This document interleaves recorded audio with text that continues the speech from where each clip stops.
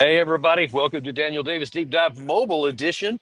Yesterday, I was, or actually earlier today, I was in a hotel room, or maybe that was yesterday. I'm all topsy-turvy from all the traveling been going on. But right now, I'm on the way back to Washington, D.C. But when I heard that the news broke that there has been a hostage negotiation deal, ceasefire deal that's basically done, I thought it was important to go ahead and go on with this now as opposed to wait till tomorrow to give you the current situation as best we know it right now. So the general outlines, I'm going to tell you in just a second. I'm actually going to let the President of the United States tell about part of this for me. But I will tell you that as we get started here, what this shows is that the really the depravity and the horrible decisions that were made by both U.S. and Israeli governments, because the hostage deal that basically they have outlined now is the same one they could have had just a handful of months into this, and a whole lot less life lost for the Palestinians, and even less life lost for the Israelis. And unfortunately, they didn't want to do the right thing back then. And some of the other things that I had been warning about have come to pass. And I think that's probably part of the reason why this is happening. But first of all, here's President Biden telling about why he thinks, or what the general outlines of this deal are. It's a very good afternoon because at long last, I can announce a ceasefire and a hostage deal has been reached between Israel and Hamas. The deal is structured in three phases. Phase one will last 6 weeks.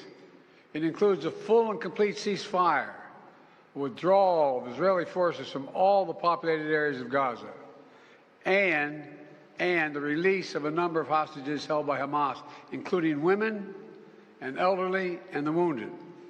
And I'm proud to say Americans will be part of that hostage release in phase one as well. Israel will negotiate the necessary arrangements to get phase two, which is a permanent end of the war. Let me say it again, a permanent end of the war. There are a number of details to negotiate to move from phase one to phase two, but the plan says if negotiations take longer than 6 weeks, the ceasefire will continue as long as the negotiations continue. So the bottom line is that one of the big sticking points for these Hamas side was the fact that the Israelis wanted to have a ceasefire, but they wanted to keep their troops inside the Gaza Strip, and that was a big sticking point for them. They finally said, "No, we're not going to do that." What has not been released now so far is how many hostages, I'm sorry, how many prisoners, although some call them hostages as well, that the Israelis were holding that they were going to give back in order to get these. I think the number is actually 33. There's around 100 total hostages still being held in the Gaza Strip. It's not known how many of them are alive. There are probably quite a few that are no longer alive. But we don't know for sure how many. But apparently, in this first round, there's going to be 33 that are released. And the only thing that's been publicly announced so far is that, quote, several hundred Palestinian prisoners are going to be returned as well. And listen, this is something I've been saying really since this war broke out, that a hostage deal could have been had at any time. And I said, listen, even if Israel had to give 5 to 1, 6 to 1, 10 to 1 prisoners back, what are they going to do? They're going to go into the Gaza Strip where they're still prisoners. And if that's the price it took to get the people back, then that's a very small price. In fact, I would even go so far as to argue it was cost free for the Israeli side. But they didn't want to do it at that time and any of the times that it came up before. And of course, the Tony Blinken and the Benjamin Netanyahu and several others on both governments continue to say, well, it's all Hamas's fault. We were ready to do it. But I think it was very clear, and we talked about this many times, that it was not just the Hamas. I'm sure that they were problematic in many ways, but they were the real sticking point was what the Israelis were willing to do because they had the power to do it or to not make it happen. Well, it finally has happened now, and they said it's going to be a complete ceasefire. It's going to take what is the number, 6 weeks for them to have a negotiation before they move to so-called phase two. And phase three, I'm not sure what, they haven't seen the details yet about what that's supposed to be, but phase two is supposed to be the peace talks, or the permanent peace rather, not just talks, but the permanent peace. We'll see how that works out. We'll see if this phase one drags into a long time. Remember, the Korean War, the armistice that was signed in 1953, was supposed to just be while they worked out the peace agreement. And, here we are now, 60 something years later, and that's still undone. So we'll see if that one works out as well. I'll tell you, it's going to be a very, very heavy lift because that's going to require the Israelis to do things that they have not been willing to do for, well, since 1947. But we'll leave that for another day. Anything, let me just say categorically, anything that ends the killing of the Palestinian people so that neither Israeli soldiers have to die or any Palestinians have to die is a very, very good thing. So even though there's a uphill battle to come, the killing will have stopped as a Sunday. And when these things happen, I don't know why they want to wait then, because that means that Israel will continue to attack and continue to kill people between now and Sunday. And can you just imagine how egregious that's going to be for any of the Palestinian people who get killed in these subsequent blasts? And apparently 62 were killed in just the last 24 hours alone.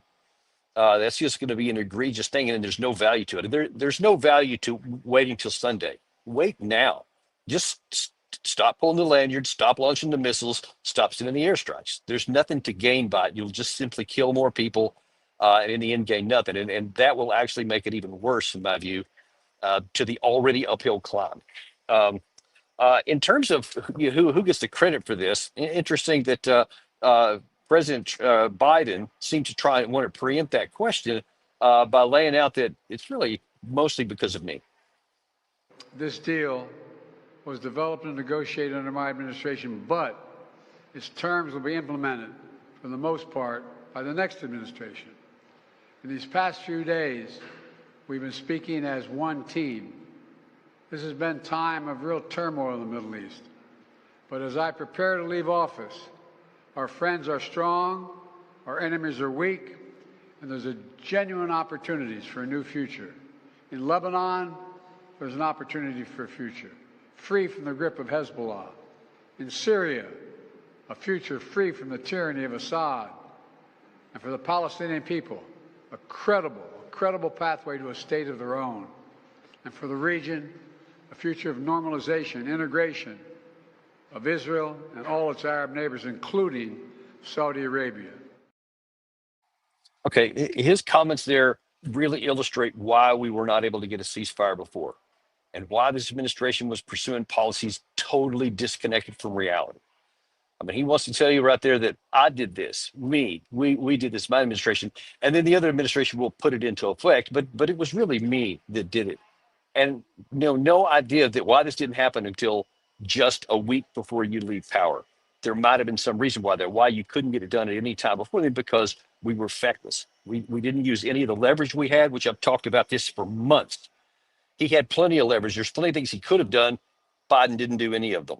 And so now then here comes Trump, and one of his special envoys, I think his name is Witkoff, apparently was using some significant strong arm tactics and techniques on the Israeli side.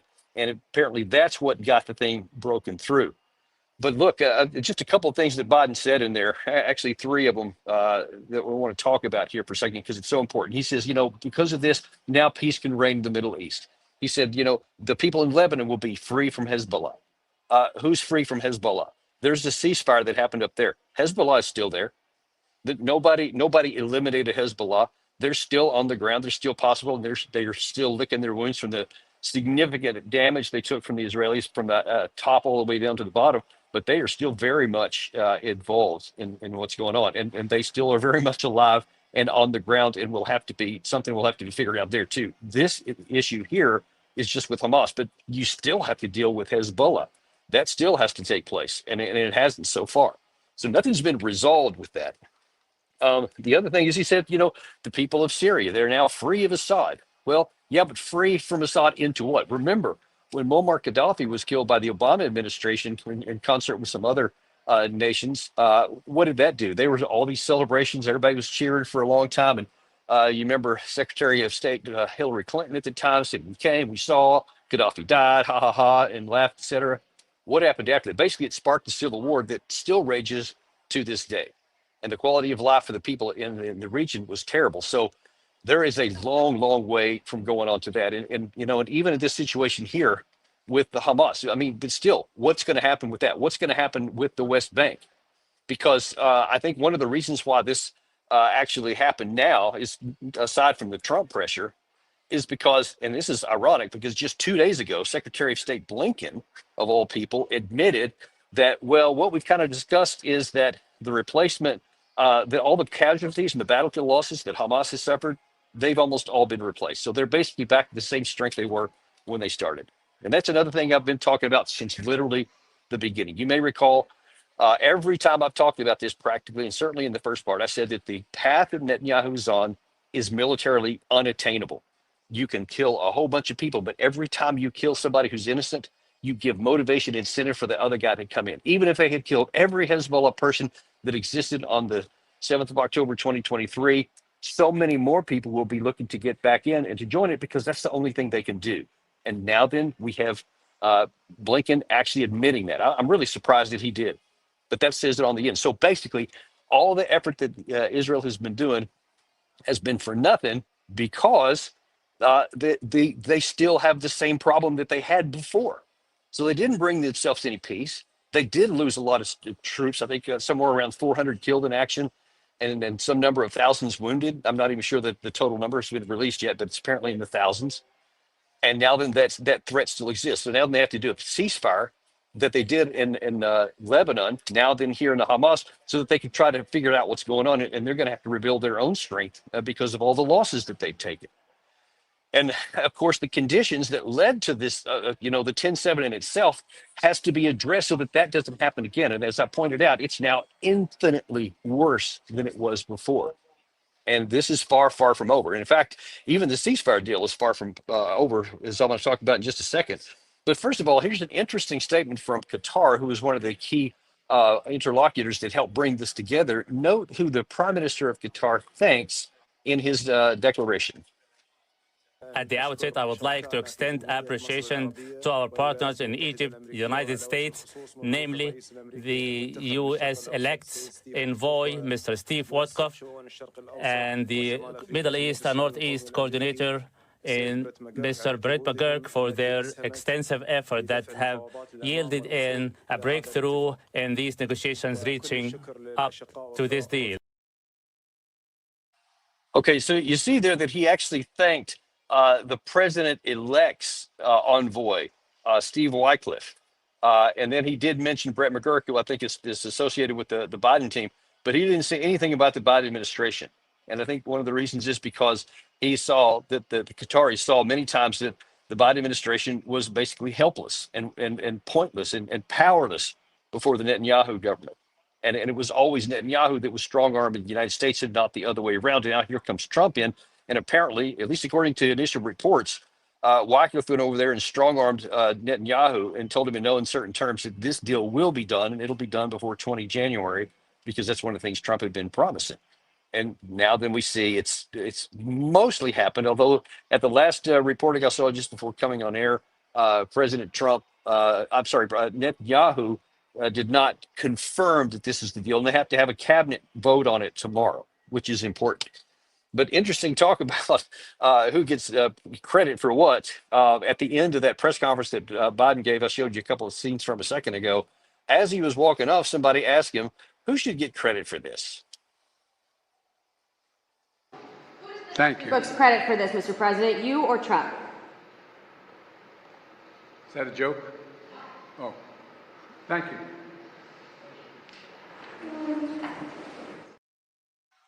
Well, no, it's apparently not a joke. And look, that's just part of the outgoing administration. One of their big problems that he actually does think that it was him. But all of this process and all the things they've been doing, how many times did you see reports that the White House said that, we want an unconditional ceasefire and an immediate ceasefire. We should do it immediately and all this stuff. And it never happened until after Trump's envoy Witkoff went into the area. And then it happened within 48 hours. And so when Trump is asked, or when he was asked there, he didn't want to give Trump any credit at all. He just said, is it a joke? And, no, it's not a joke. And for his part, Trump posted on TrusthSocial, he gave his version of what happened. Gary will have that up on the screen there. He said, this epic ceasefire agreement could have only happened as a result of our historic victory in November, as a signal to the entire world that my administration would seek peace and negotiate deals to ensure the safety of all Americans and our allies. I'm thrilled that America and Israeli hostages will be returning home to be reunited with their families and loved ones. And listen, I think that there's some truth to that. That Trump, likes to brag about doing a lot of stuff, but I mean, it's hard to dispute this one because until he got involved and his person got involved, nothing at all happened. And that's, kind of Biden's right in one sense. It's going to be the Trump administration to figure out what happens next. But look, there's still some problems on the Israeli side. For example, look, Gaza has been turned into rubble. Okay, you got a ceasefire, that's cool, but now what? Because we're 2.1 million people used to live in squalor and in low living conditions. Now then, it's just moonscape, and there's tents around everywhere. And I think less than I've seen a number somewhere around 100,000, 200,000 of those dome homes are still livable. So what are you going to do with all those people now? I mean, you can be happy, and they're celebrating right now for sure. I think I've seen some scenes already of the jubilation, and who's to blame them for that? But folks, that's going to run out pretty quick because now then they're going to stop and look around and go, wait, what do we have here?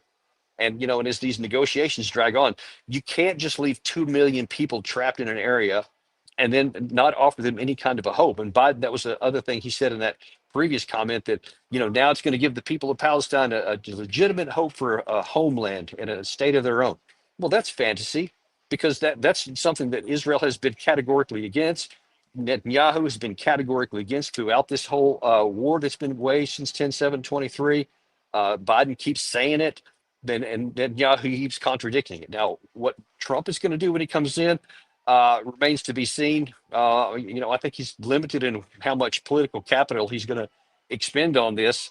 But if that doesn't get resolved, whether he wants to or not, I mean, you're going to have more terrorism. You're going to have another 10/7 kind of deal because the pressures will be even higher going forward than they were in 2023. And that's something that they're going to have to deal with. But they also got some internal issues here because the deal has basically has been blocked, not just in the White House, but also from the Israeli side. We had their one of the cabinet members, Ben Gvir, who publicly today boasted that most of those times that there weren't ceasefires that I just mentioned were because he helped to kill the deal. You had the U.S., as some officials have privately admitted, that the July deal, when that was trying to get done, was killed by Netanyahu, i.e., Biden allowed it to happen because he was powerless to stop it. And now Ben Gvir is saying, listen, me and my colleague Smotrich, who's also a very far right-wing member of the war cabinet for Netanyahu, he said that Ben Gvir is publicly saying, hey, let's get together. So at tomorrow's meeting, when the cabinet has to vote on this ceasefire, he says they're both going to vote no and that they want to leave the government and potentially bring it to an end. So Netanyahu's got some internal issues to worry about because are enough people upset about this? And Ben Gvir especially has just been just beside himself on railing against this and saying, no, we don't want a ceasefire. We're going to continue to fight. We want to continue to defeat, even though he has more knowledge even than Secretary of State Blinken does, that there is no military solution. But these people, the Ben Gvir tops, they just are obsessed with continuing to try and kill their way out of this. And I think that if left unchecked, they would probably eventually try and kill everybody in the Gaza Strip or expel them out of the country. But I think those days are over. But it's going to be a real challenge for Netanyahu because Netanyahu's got some legal issues to face as well as some political ones. And if this war comes to an end and it stays at an end, then by all accounts, his political career will be over shortly after that. He's stayed in power, I think, up to this point because he's been widely despised inside Israel politically. They have stayed behind him so far because they viewed it as, he was the military leader. But once that's taken care of, I think there's a significant chance that he will be deposed from power, and then he'll have the very real risk because of his legal issues will then take back center stage again, possibly even getting put in jail. And I think that's got to animate what he's going to do. And then that's going to also animate whatever happens to who comes in next, because it's not like there's a whole lot of doves on the Israeli side that are just waiting to get back in and then things can change. So Israel's going to have a big, big issue for a long time because of the policies they've been taking, the way they've responded to 10/7. Now then, they've built for themselves a very, very high mountain of trouble that's going to take a long, long time to get rid of and to resolve. And if they're still unwilling to do anything at all to the Palestinian people to give them a future and a hope, as again I've been saying from the outset, until that happens, then there's not going to be any security for Israel. There's not going to be security for the Palestinians. That has to change if they're going to do anything positive from here. That's the story from Fort Myers, Florida. I will be back in our regular studios tomorrow in Washington, D.C., and we're going to have Colonel Douglas McGregor at 1 p.m. And Alex Mercurius, I believe, is next up on the list. It's going to be a great day tomorrow. You're not going to want to miss that. Lots of stuff to talk about tomorrow. Two of our most popular and favorite guests are going to be on. So I'll see you on the next episode of Daniel Davis Deep Dive.